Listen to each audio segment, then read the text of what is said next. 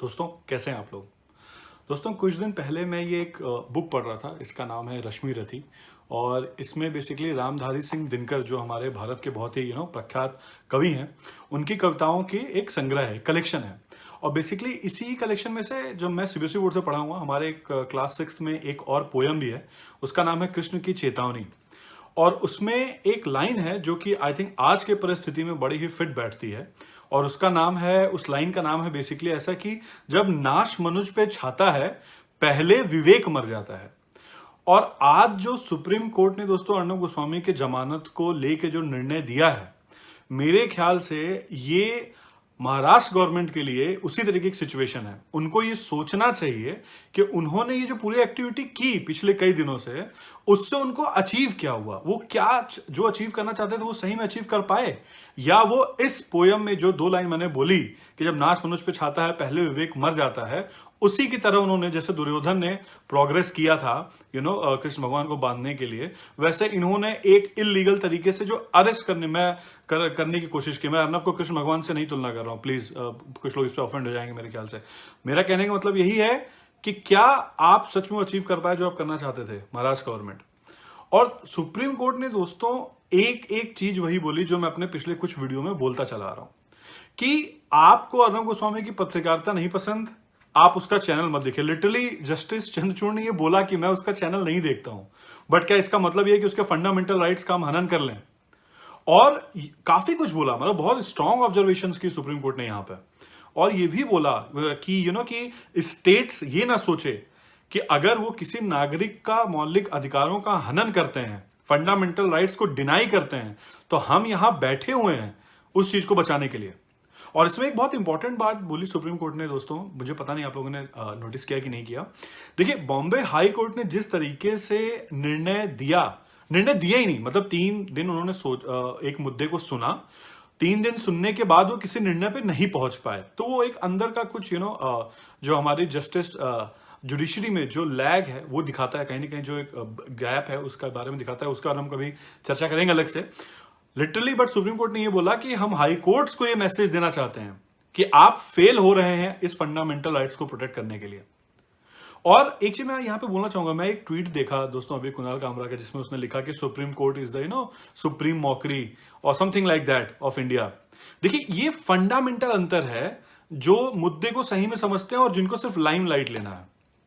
देखिए, जब Bombay high court ने बेल डिनाई या एग्री तो कुछ किया ही नहीं, उसने तो बोल दिया था सेशन कोर्ट में जाओ, तो किसी ने भी ये नहीं बोला, बॉम्बे हाई कोर्ट पे चढ़ नहीं बैठे सीधे या उसके डिसीजन को, सब नहीं बोला कि नहीं हम डिसीजन से डिसएग्री करते हैं जो कि फंडामेंटल राइट है, बट हम कोर्ट के डिसीजन का सम्मान करते हैं। डिसीजन तो डिसएग्री तो हम कर ही सकते हैं, वो हमारा फंडामेंटल राइट है। लेकिन किसी ने अब्यूज नहीं किया। बट जैसे ही सुप्रीम कोर्ट ने ये निर्णय दे दिया, तो जो अर्णब के सो कॉल्ड अपोजर्स हैं, वो अलग ही राग अलापने लगे, अलग उसमें चलेगा। मैं फिर से दोस्तों एक चीज कहना चाहता हूं यहां पे कि it's not about supporting Arnab, it's not about supporting any party, it's not about supporting any channel. कल को अगर मान लीजिए राजदीप सरदेसाई या जो आपके अमीश देवगन या रजत जो है इंडिया टीवी के, उनको कोई भी पार्टी हो, बीजेपी की पार्टी हो, कांग्रेस की हो, किसी भी स्टेट में अगर इलीगल तरीके से डिटेंशन करती है ऐसे, तो तब भी आपको और मुझे मुखर होके बिल्कुल अच्छे से चीजों का विरोध करना चाहिए, अगर इलीगली करती है तो। यहां पे लोग पैरेलल क्या ड्रॉ कर रहे थे कि अरे यूपी में योगी ने कुछ scroll.in कोई वेबसाइट है, उसके किसी पत्रकार को जेल में डाल दिया। तो अगर इलीगली डाला है तो scroll.in को फिर केस करना चाहिए, या किसी को भी केस करना चाहिए। विरोध करिए, इलीगली डाला है उसने, जो भी कानून का यूज करके डाला है जेल में, आप तुरंत उसकी समीक्षा करके उसको केस करिए, जैसे यहां पे केस किया लोगों ने। आप पैरेलल ड्रॉ करके चुप मत हो जाइए। लेकिन लोग अभी भी समझ ही नहीं पा रहे हैं। लोगों को अभी लग रहा है कि इट्स सपोर्टिंग अर्नब और इट्स सपोर्टिंग चैनल और बीजेपी। नो, आप समझिए इस चीज को। It's not about that. It's about कि आप ये समझ रहे हैं कि आप फंडामेंटल राइट्स का एक आदमी को कैसे टारगेट कर रहे हैं, वो भी अर्नब गोस्वामी जैसे आदमी को, जिसके पास इतना पैसा है कि वो हरीश साल्वे जैसे वकील को रख सकता है अपनी दलील देने के लिए। आप और मैं नहीं रख सकते, पहुंच ही नहीं पाएंगे। तो ये मैसेज उनके लिए भी है। और सुप्रीम कोर्ट की स्टेटमेंट मैंने अभी पूरी नहीं पढ़ी, लेकिन जितनी देखी है उसमें बहुत ही स्ट्रांग और क्लियर और बहुत ही अच्छे कमेंट्स दिए हैं, जो कि डेमोक्रेसी के वैल्यूज को रीस्टोर करती है वंस अगेन। और ये देखिए मतलब जश्न तो ऐसे मन रहे हैं दोस्तों देश में जैसे कि भारत ने वर्ल्ड कप जीत लिया हो। ये अपने आप में कुछ चीजें इंडिकेट कर रहा है जो कि सो कॉल्ड पॉलिटिकल पार्टीज को, सत्ता में बैठे हुए जो सत्ता के नशे में मदमस्त हैं, उनको ये सोचना चाहिए कि एक्चुअल में जनता क्या चाहती है या क्या नहीं चाहती है। और अपने आप को उस एलिटिज्म वाले ग्रुप से बाहर रखिए, जो शैंपेन पी के बोलते हैं ना इंडिया इज सो पुअर, उससे थोड़ा सा बाहर रखिए अपने आप को।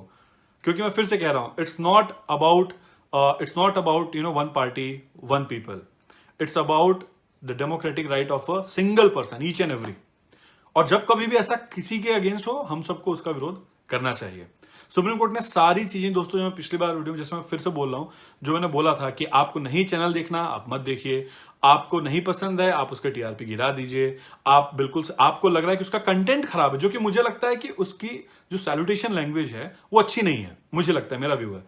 लेकिन अगर मुझे बहुत ज्यादा प्रॉब्लम है तो I should make a case against him in IB ministry और कोर्ट कि यार इसका कंटेंट खराब है। जैसे अभी बॉलीवुड के प्रोड्यूसर्स ने केस किया टाइम्स और रिपब्लिक अगेंस्ट किए, डेरोगेटरी कमेंट कर रहे हैं, तो वो एक लीगल स्टेप था, आप वो लेके उसको अगेंस्ट केस करिए उसके कंटेंट को लेके। लेकिन सिर्फ आंख बंद कर लीजिए जैसे आज बाकी मीडिया हाउस और सो कॉल्ड संविधान के रखवालों लोगों ने किया था, तो आप अच्छा नहीं कर रहे, you are digging your own grave. But I think जो सुप्रीम कोर्ट ने आज जो जजमेंट दी है वो अपने आप में बहुत रीअश्योर करने वाला है एक भारतीय सिटीजन्स को कि डेमोक्रेटिक वैल्यू अभी भी हैं जिंदा, और हम सबको एज ए सिटीजन और मैच्योर होने की जरूरत है, मुद्दों को अच्छे से समझने की जरूरत है। ये मेरा कहना रहेगा आपसे। थैंक यू दोस्तों।